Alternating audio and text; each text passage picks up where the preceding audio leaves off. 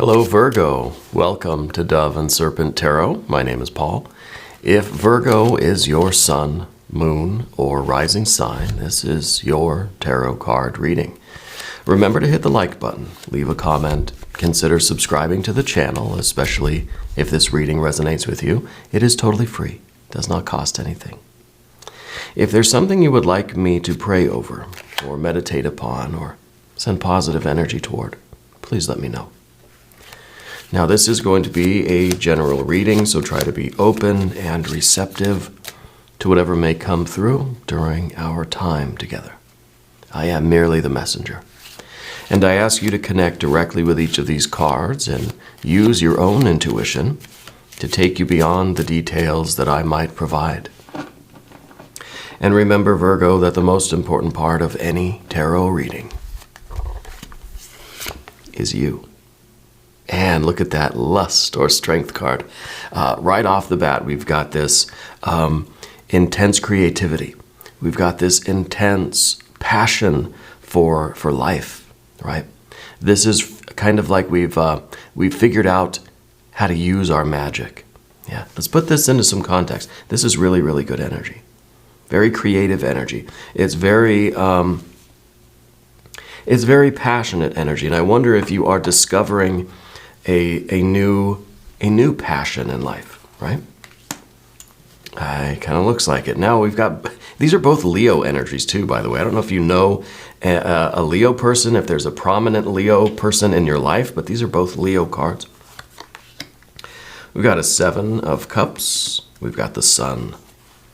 We've got the 8 of Swords and more fire energy. Look at that. Now the Princess of Wands. I feel like you're skating right in between a heart and a mind that are maybe feel like they're like the 7 of Cups. Feels like there's no passion. Feels like there is no interest. There's no zest for life. And then up here is kind of a mind that cannot figure out a way forward. And we want to go right in between these two obstacles, right? We've got the Death card. We've got the Queen of Cups. We've got the Lovers card. And we've got the 6 of Pentacles. I think today is really the day that you figure out this way forward. Don't overthink it. Don't overfeel it. Just go with it, right? Just follow it straight. It's kind of like you have this sudden realization. Suddenly a light bulb goes off over your head or in your soul, you know, and you feel inspired in this direction to start something, try something new, do something with this kind of zest and zeal and love and ambition and power and excitement, you know, a real robustness, a real vitality. Don't get bogged down by your mind or your heart, right? And this is kind of just like our surface emotions, you know, and it's kind of our surface thoughts, you know, trying to ensnare us. What we could either really do is like you're trying to run straight across here. You could either get bogged down in the quicksand or you could get caught in the snare. And you just need to sneak right through the middle here. And I think it's really, this is glorious energy. So don't doubt yourself. Don't feel guilty about anything. Don't start getting yourself into, you know, a negative space. Use this power, use this creativity. This is extraordinary. Today really is the day for you to seize this opportunity. Okay, we've got good cards on the other side here. Let's select the mystery card, bonus card, confirmation card. This is the random card from the Smith-Waite Tarot. This is the Factor Infinite and Unknown Alien Simon Mork Ripley right there on top. We're not going to look at that card though until the very end. But it will tie everything together, you know, it will give us the confirmation that we need. And if at any point during this program you feel like you know what that card is, I want you to put your prediction down below in the comments. We can do it together. I think we make a game of it, we make a practice out of it, and we exercise our intuition. Yeah. Let's take a look around the room here. Major and Major Arcana, Major and Major Arcana. This could be the evolution of a very important path for you. I kind of feel like with the Death card and the Lovers card, that we are almost kind of losing ourselves in this new love, right? We're losing ourselves, we're losing our self-consciousness. We're losing kind of our inhibitions a little bit as we immerse ourselves in this new passion. Now, this could literally be a romantic relationship. I don't want to rule that out for anybody. If that's what you're looking for, that's what this could be. But the Lover's card does not always mean romance. It means love, it means union, it means a marriage, it means a coming together, it means a choice to commit to something. It means the two become one. Yeah. And so either way, whether this is another person, whether this is through an activity or a new cause, right, a new purpose, you are marrying yourself to someone or something, to it, right?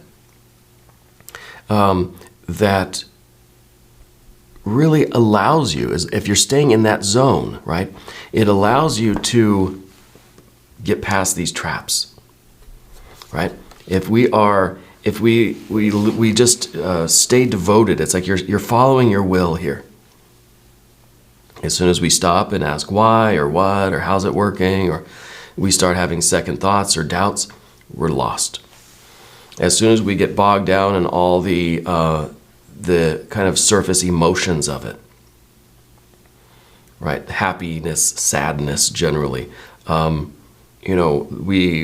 or feelings of guilt even, or remorse, or whatever it might be, whatever this emotional indulgence is, then we're lost.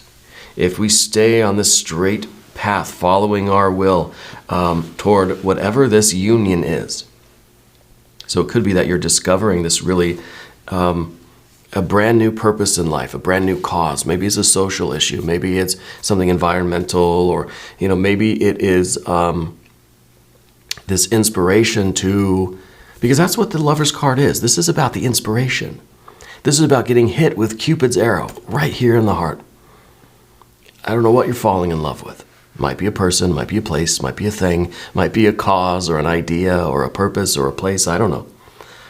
But whatever you're falling in love with, I see you doing it with all of your power, all of your energy. We're not overthinking it, we're not overfeeling it, we're getting in between those two, right? Because this is what's going to bog us down. We start feeling, the beliefs that we have, the values that we hold, we start to kind of wonder.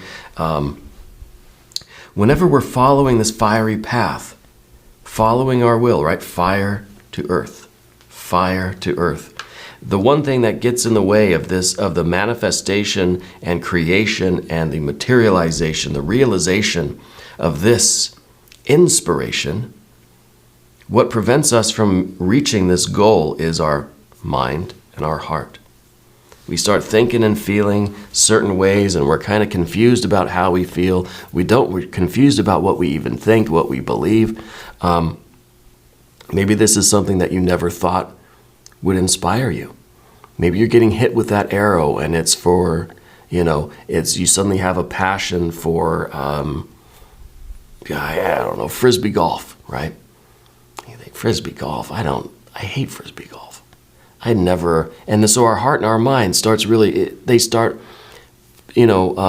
going against us and saying, no, you don't want to do that. You hate that. You see all the people that play frisbee golf? Like, look at that.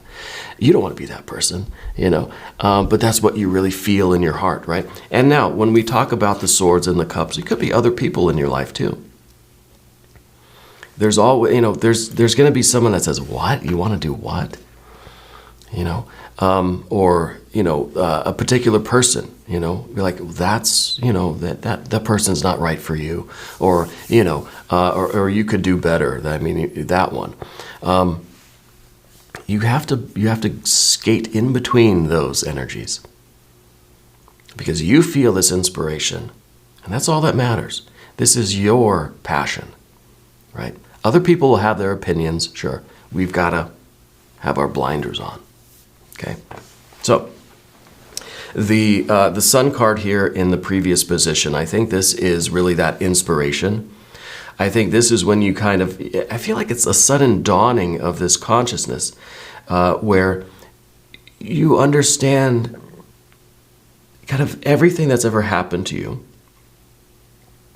You understand the meaning behind everything.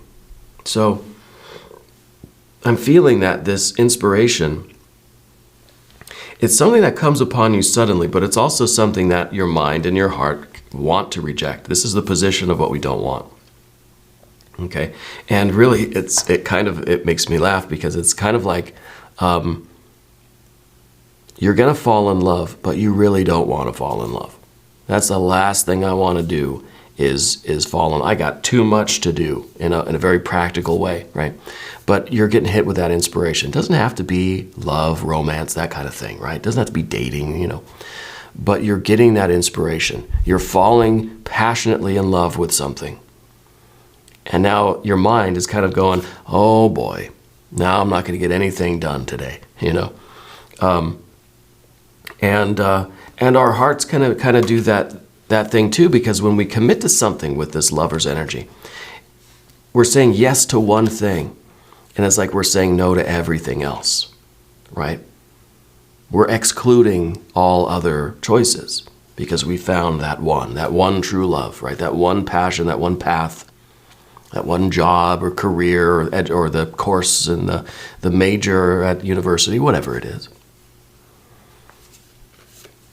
And this is that feeling like I'm going to miss out on everything else because I'm so committed to this. Don't fall into this trap. This is a trap, right? That is set for you. I don't know where this is coming from. I don't know what is inspiring you so much.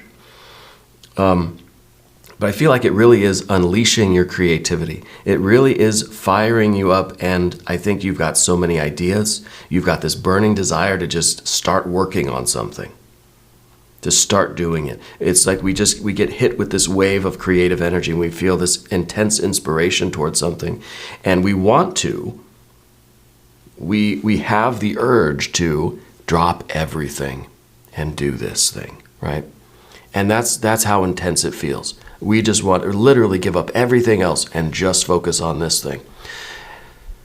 Yes, but you also have responsibilities. At the end of the day, 6 of Pentacles, you have to remember that you are part of a whole system. You're part of an environment. You're part of an ecology, right? And you've got to still pay your bills and take care of your body and take care of your pets, your plants, your people. You still have things to do, in your kind of terrestrial, earthly life. Don't let that be a reason for the 8 of Swords to say, well, maybe in another life I'll do this thing. No. But just remember that you still have to take care of your responsibilities, right? We see a lot of this fiery energy here. It's wonderful, right? And this is I think the illumination of, it's kind of like your whole life has been building up to this. Yeah, like your whole life. I feel like even when you were a kid, I feel like you had a lot of weird dreams when you were a kid. Is that right? Spirit's showing me kind of a recurring dream that would happen. Like it's just kind of it's a repeat for a while. I don't know if it's still happening or if it was for a certain time when you were a kid, but I feel like you're like, oh yeah, I know what that is. You had that recurring dream, right? And I don't know if it has something to do with this or if it's kind of a symbol of what this is. But Spirit's showing me a recurring dream for you. Also, you have family and law enforcement, right? Or military even. Spirit's telling me that in some way you're connected with like law enforcement or military, that sort of thing. Okay. The Lust or Strength card. When we feel this kind of inspiration, when you get hit with that arrow and you fall in love with that thing or person, whatever, it feels like you can do anything. It feels like there's no limit to what you're capable. It feels like we can create anything out of nothing. Yeah. And this is that real zest for life. This is where we are just so excited to be alive. It really, it wakes something up in you. And yes, I think this might be libido as well, but I feel like this is creativity. This is just you, you're bursting with energy. You're bursting with this youthful vitality, this zest, this robustness. Yeah. And we've got to keep going with it. We have to turn that into action. We have that feeling, you've got to put it to use. The only way to keep this going is to use it, right? Is to turn it into some sort of activity. Now we've got the Prince and the Princess of Wands. So it really is talking about the way to sustain this level of inspiration is to keep using it, keep manifesting something. So the Princess of Wands really is what it's all about. Because it doesn't matter how you're expressing this or what you're doing, so much as that you are taking this inspiration that you feel and you're allowing it to motivate your behavior. You're allowing it to become behavior, become some physical action, right? Doesn't mean you got to go to the gym and lift 1,000 pounds. But it means that it has to get your body up and moving somewhere, doing something, even washing the dishes, I don't know. Right? It can't just be something that stays internal, because then eventually it will fade. Eventually, if we stay inside of ourselves, we'll fall into one of these two traps, or both. Really, it's one trap, right? So the only way to stay out of this is to stay busy. Okay? Is to stay busy, to stay in this zone of motivation, of inspiration. It feels very sudden. And it feels very intense.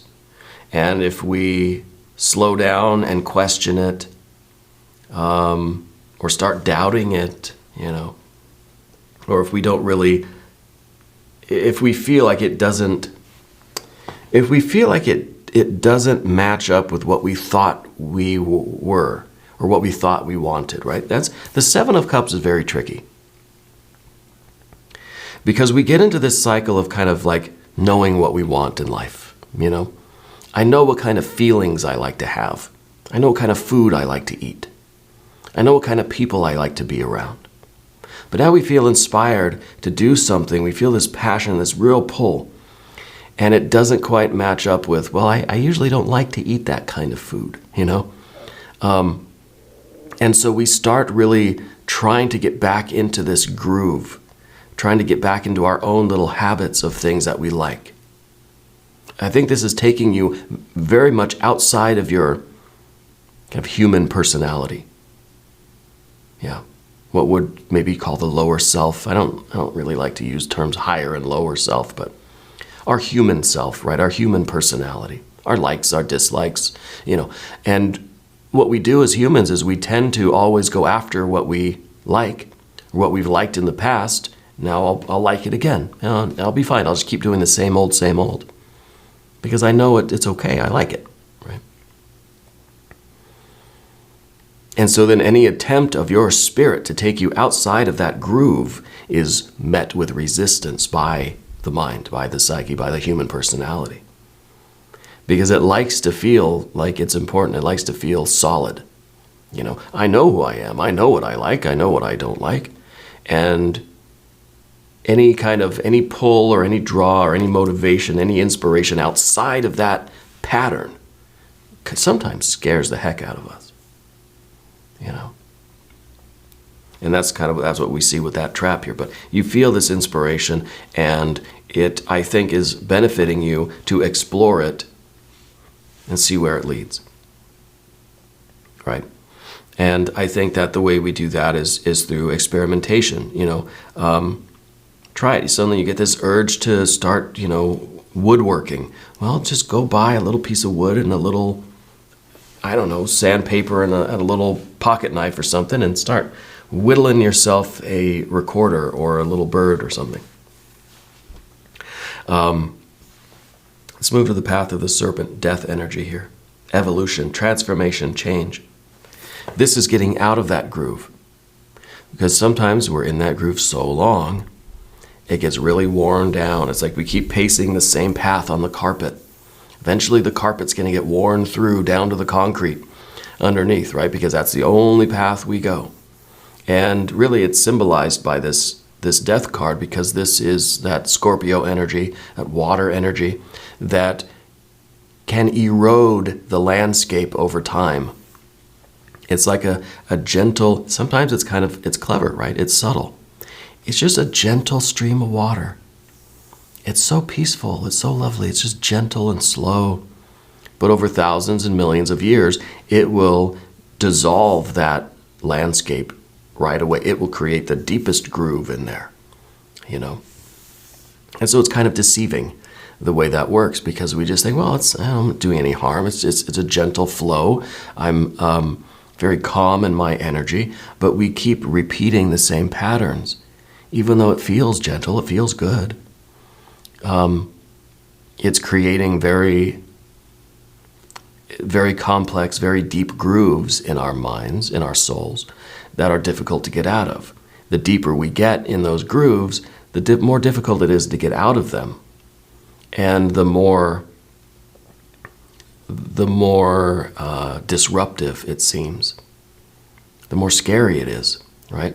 I've been doing the same thing for so long, every day, that, 50 years later, I try to do something different, I'm going to freak out. And I think that's part of this, I've been thinking a lot about getting older and, retiring and all this stuff. I just left my job of 15 years, so it's obvious this energy is fresh for me. Being in the same groove, even for 15 years, right? It's not really that long of a time, right? Being in the same groove for 15 years and then trying to get out of that groove. It's like I woke up in the morning and I started to get ready for work. I'm like, wait, I don't work there anymore. So it's kind of a scary, thing to get into something, to start forming a different groove, that maybe sometimes overlaps our existing groove. Maybe it's something completely different. I think for you, it's something really completely different. I think you're doing something that it's foreign to you. It's unknown. Yeah. But it's showing you more of yourself. It's a spiritual evolution for you. Okay. The very next card is the Queen of Cups. So we're realizing desires, emotions, drives, longings, feelings, memories even, that we never really knew we had. The mind likes to keep things on a very simple surface basis, while underneath the surface it's really creating those grooves, And this is really you diving deeper into your own soul, really. And I think this is being the Queen of Cups is an energy that is very emotionally transparent. Tries to understand, what do I really want? Okay, what do I really want in the world around me? See, this card's in the position of the environment. This is what we usually get. This is what we usually go after in the world. These are our usual desires, but this is now a little bit more honest, I guess. We're lifting the veil a little bit. We're seeing what else is there. Not that we've been dishonest with ourselves, but maybe we just haven't really been looking.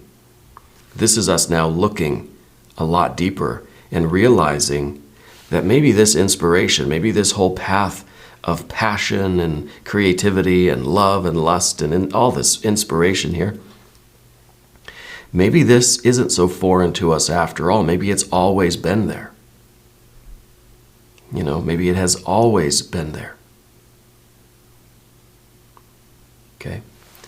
Spirit's telling me that you have a connection with the Pacific Northwest. I guess that would be Northern California or Oregon, Washington State, right? Somewhere in that area, there's a connection for you. I don't know if that has anything to do with moving, or if you have relatives there, or if you recently met somebody that's there, or if there's some sort of opportunity over there. Spirit's also showing me someone in a flower dress. I don't know if that's you or a relative or something, or a friend. Black flower dress, right? Black with sunflowers on it. Yeah. Sometimes these details come in, and I think they're meant as confirmations of the energy. It's not always about the deeper meaning. What's the deeper meaning of the sunflower dress? Sometimes it's just a connection, If it's not meant for you, don't worry about it. Leave it for the next person. Okay. So, yeah, I think this is really, really fantastic. I think this is happening very, very soon. I think something is inspiring you. Something is happening in your life right now that is opening up this, feels like, it feels like a brand new path. It feels like something really strange, really foreign. Why do I feel such a draw to that place? Maybe it's the Pacific Northwest. Maybe you never even thought of that area of the world. But suddenly now there is this longing to go there. There's something there, right? It's not so foreign after all. The Queen of Cups is saying that that energy is in you. That this desire, this longing, this, if it's, maybe this is like, maybe it is a soulmate relationship, a love relationship. And your mind is saying, no, I don't want that. I've never wanted that. You know, like that long-term kind of serious thing. I don't want that. You have to look deep within. And you'll, I think, with that sun energy back there, you'll see how this does connect with you in some way. And how maybe this desire, this passion, this longing has always been there. Yeah. Because again, with the Lover's energy in this position, this is what you don't want. You don't want that kind of, you don't want, it's just gonna inconvenience the life of the heart and mind, okay? It's an inconvenience. We don't want this one. But the Six of Pentacles at the end, this is harmony. This is material success. This is, again, like I said, this is you realizing that you still got bills to pay, you still gotta, you know, go to work and you know, clean and do all this stuff. You know, you gotta take care of your terrestrial life. Okay? But this is also talking about how whatever this passion is, whatever this inspiration is, because it kind of cuts through everything, you see? This is just a streak of fire, of lava that's going through the rest of these cards. This is just something that it's burning through everything, cutting everything kind of in half, right?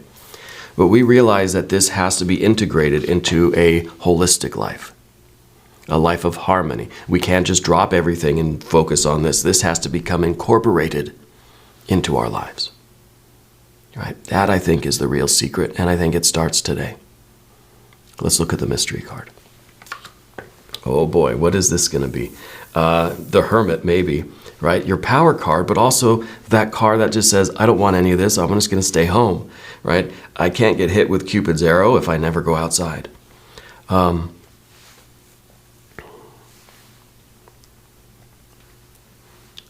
Maybe, gosh, I don't know. I'm just going to say it's going to be, I'm going to say it's going to be an Ace of Cups. And I say, oh, no, maybe a Two of Cups. Yeah, that union. Two of Cups kind of says, I see that thing out there and my whole being desires it, right? I see that myself is in that, and that is Cupid's arrow, right? It's that moment where we recognize that other thing that we know we have to unite with. I'm thinking Two of Cups here. If you have a prediction, I want you to put it down in the comments. Oh, it's a Three of Cups. A Three of Cups. It's you plus that other thing marrying together, creating something beyond. This is something that is greater than the sum of its parts. Right? The one and the one don't become two. I mean, they become 11, right? 11 is the lust or strength card. This is the 11th mystery of the tarot. The lust or strength card is card number 11, right? In the Thoth deck it is. So maybe you plus this other thing are really together. An unstoppable force of creativity. That is interesting now. And I feel this is a big celebration. This is a really big win. I think today's the day that this all starts to unfold. And I think that this is a card, the Three of Cups, that says enjoy it, embrace it, celebrate this energy.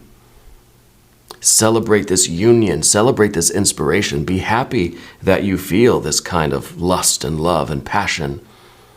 Not everybody gets to feel that, you know.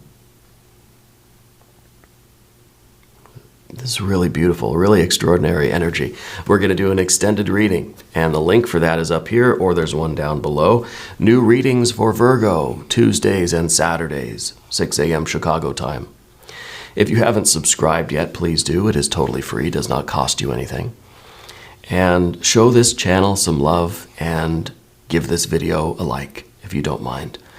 Leave a comment for me and let me know where in the world you're watching from.